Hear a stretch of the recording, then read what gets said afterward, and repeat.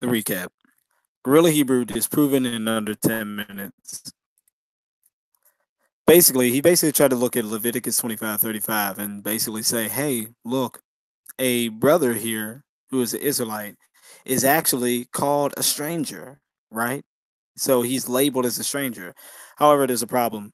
You can already see the slightly pink, italicized, slanted words there. The reason why they're like that is because that's what the KJV is sometimes.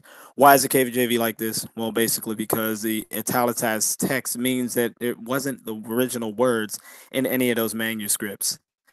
In other words, the Texas Receptus, no one had ever had those words in there before the KJV existed, which means it would have read like this: Then thou shalt relieve him, yea, a stranger or may, yea is also there as well. Maybe I forgot the italicized that as well as when I copied it.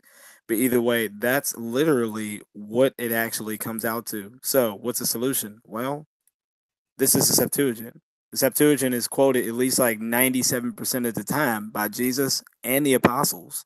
So every time you look at the New Testament, it quotes the Septuagint 97% of the time. Why? Because that was the standard text of their day. What does it say? It says this: Thou shalt help him. Who's the him? A brother.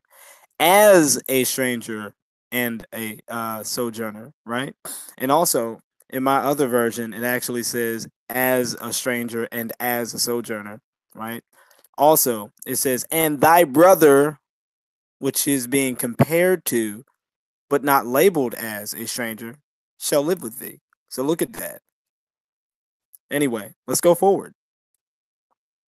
From there, he basically tried to take Leviticus 25 into Exodus 12, and he basically tried to say that in verse 48, when it says, the strangers shall sojourn with thee, he tried to say that's what it really meant. But once again, the problem is that I already just got done showing you that it never even said that in the first place. And also, this stranger here that will sojourn with thee is being described as uncircumcised, and that he would have to be circumcised in order to come near and keep the Passover. Now, there's no way on earth that this person here can be the same person here, because this person obviously is circumcised while this person is not. So, a second thing is that it says, after he's circumcised, he shall be as one born in the land. So, once again, this person is being described is not one born in the land based on the fact he's not circumcised. So, that is a different context from this right here, which means this person, whoever he's trying to falsely label, cannot be compared to or equated with these strangers that are talked about in this passage, as actual strangers versus Guerilla Hebrews false breakdown of them supposedly Israelites. So Exodus 12 basically has strangers are identified as uncircumcised and living with them, being neighbors outside the congregation of Israel. Leviticus 25, the Septuagint, strangers are distinct from the Israelites. Poor Israelites are to be treated as a stranger and sojourner. And Leviticus 25 for the Masoretic text, which that's one he's using. Basically, at best, strangers are compared to poor Israelites due to the original text. Also, we spoke about how Ammonites and Moabites and things like that won't go into the congregation. Basically try to say, well, these people, hey, look at that. They can't enter into the congregation. They can't come in. They can't be circumcised, none of that. Problem is, look at what it says here in forever. One thing I did not mention to him because I didn't feel like going into it was that the term forever is actually used in a temporary way a lot of times because it's based on the context. Refer to a video that I did called The Problem with Forever. Yeah, the issue of forever. So, how do we know this? This is something that actually slipped my mind. If I would have remembered, I would have brought it out that night. Judith 14, verses 5 and 10. It says, Achior the Ammonite, right? He basically despised the house of Israel. However, in verse 10, it says, that after he had saw what the God of Israel had done, he believed God firmly. He believed in God firmly. It says, so he was circumcised and joined the house of Israel, and he remained so to this day. So that is how you know that this right here, when it says forever, it is temporary. Look, it confirms even into the 10th generation. This had to be afterward. After that, he asked me a question. He said, "Look, can you oppress a stranger?" And he read Exodus 22. And I said, "Well, no, according to Exodus 22, you can't do that." He said, "Well, yes, you can." Well, if you can, then that means any scripture that you would use after that, it'll be contradicting scripture. He said, "Well, no. The only reason it won't be is because the stranger that's called a stranger in Exodus 22 is actually an Israelite. And in Deuteronomy 23, it says that there's certain things that we can do to Israelites, but we can't do. I mean, there's certain things that we can do to strangers, but we can't do the Israelites.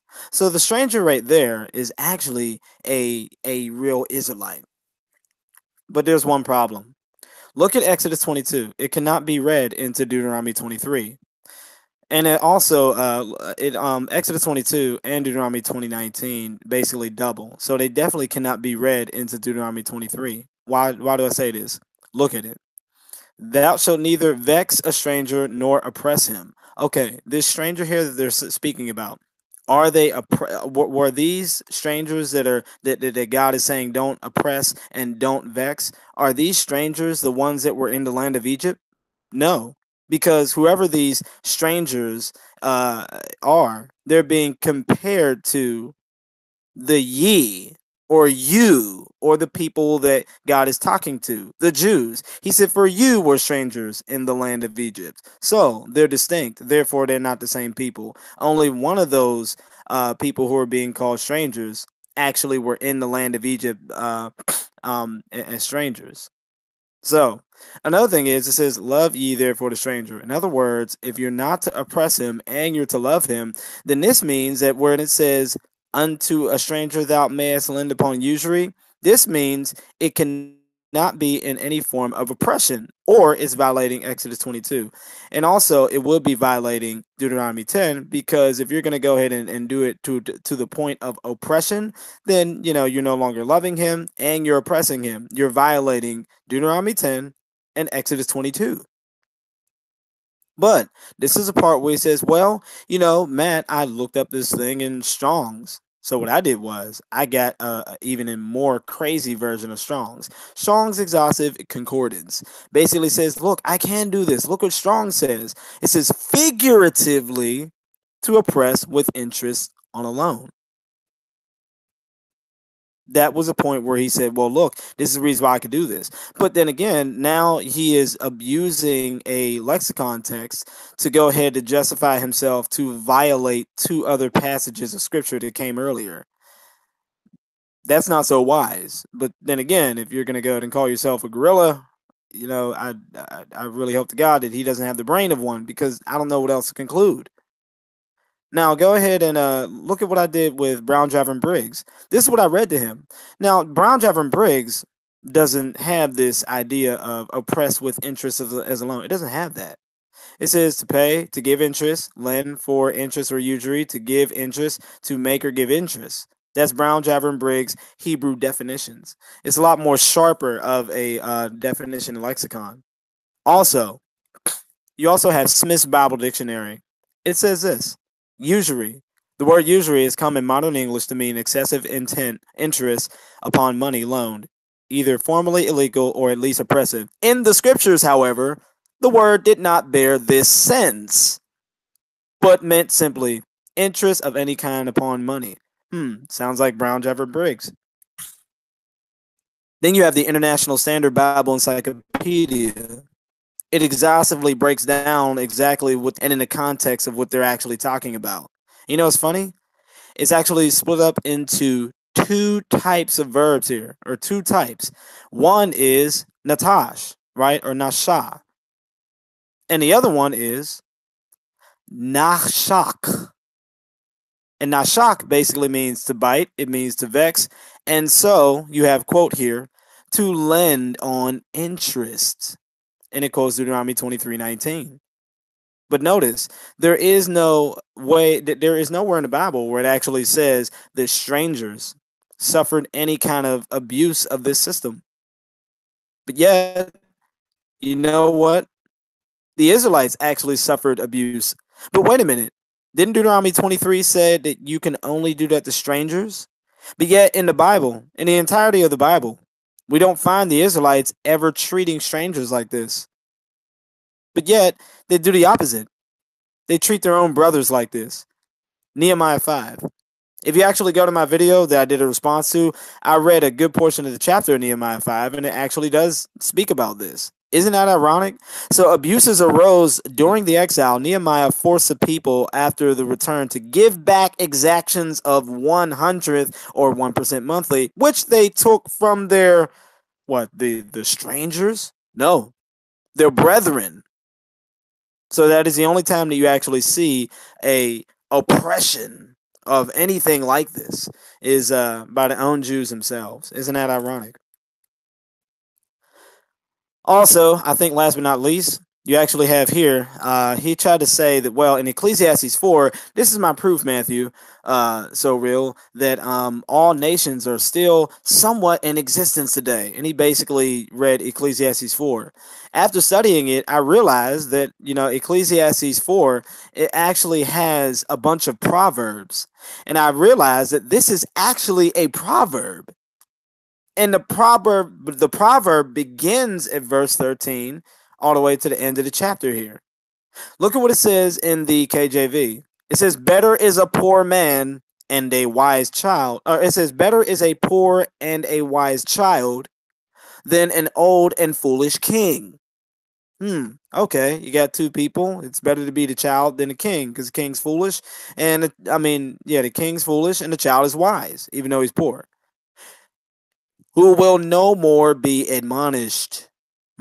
So I guess a person who's not going to be admonished is the king because he's foolish. It says, for out of prison he cometh to reign. Now out of prison he cometh to reign. Okay. Could be the king, could be the child. Let's find out. Whereas also he that is born in his kingdom, could be the poor child that's born inside this guy's kingdom. Could be wrong though. Let's continue to read. Becometh poor. I understand now. So in other words, the people that are within this guy's kingdom become poor, I guess, because the king is foolish. Wow. And I guess one of the people that are poor already is the child. But unlike the king, the child is wise. I consider all the living which walk under the sun, with the second child that shall stand up in his stead. This is a part where he says, look, all the people under the sun, this has to be all the nations, right? But the problem is, it says that all the living which walketh under the sun, right? All the living. We know that whoever all the living are, they have to be within vicinity of this child or this king. We know that whoever this king is, not every single solitary nation is, he's ruling over. That's not the context. So when it says all the living, this is in context of his own kingdom, not every nation on earth. Let's continue. With the second child that shall stand up in his stead. Who is the his stead? Well, I guess it's that foolish king. Maybe he's about to die, coming to the end of his days or something like that. But either way, this child, who is poor, is going to basically take his place and become king. Then after that, it says, there is no end of all the people. This is another part where he really gets livid about this. Even of all that have been before them. So the generations of this same group of people, so far have had no end. I guess that's because this kingdom so far has not crumbled and had an ending yet. That makes perfect sense. They also that come after, they also that come after shall not rejoice in him. So this is a comparison of the same kind of behavior that the people are going to give, not just the behavior that they gave the foolish king, but they're going to give the poor yet wise child who's going to reign in his stead the same thumbs down, right? If the people have a foolish king, they're eventually going to get sick of him. If the people have a wise king, they're eventually going to get sick of him. This is the reason why he concluded. He ended up saying, surely this also is vanity and vexation of the spirit. I can understand that. Now look at the easier to read version. It breaks it down even more easy for you. It says this: a young leader that is poor but wise is better than a king that is old but foolish. That old king does not listen to warnings. Maybe that young ruler was born a poor man in the kingdom, and maybe he came from prison to rule the country. But I have watched the people in this life. I know this. People will follow that young man. He will become the new king. Many, many people will follow this young man. But later, those same people will not like him. This is also senseless. It is like trying to catch the wind. Guerilla Hebrew and a Sakari false doctrine disproven in under 10 minutes. That's all I pretty much wanted to show. As any basic grammatical comments, it's pretty clear that this is as easy as it gets. I could say a lot more, but I advise you guys to go to check out G Consciousness. Him and I basically did a recap video that we're slowly going through. There's a little bit of stagnance to it because we're kind of going in and out. But we're going to be doing a part two soon. Not sure if it's tonight or sometime or some other week. But this is the reason why I'm totally not worried about Guerilla Hebrew at all. And I was kind of laughing at the comments in the comment section because people can't actually, you know, people are still having like, some difficulty with just trying to follow the basics of a debate. Also, since this is already over in under 10 minutes, before I go ahead and cut it here, I just did want to say one more thing.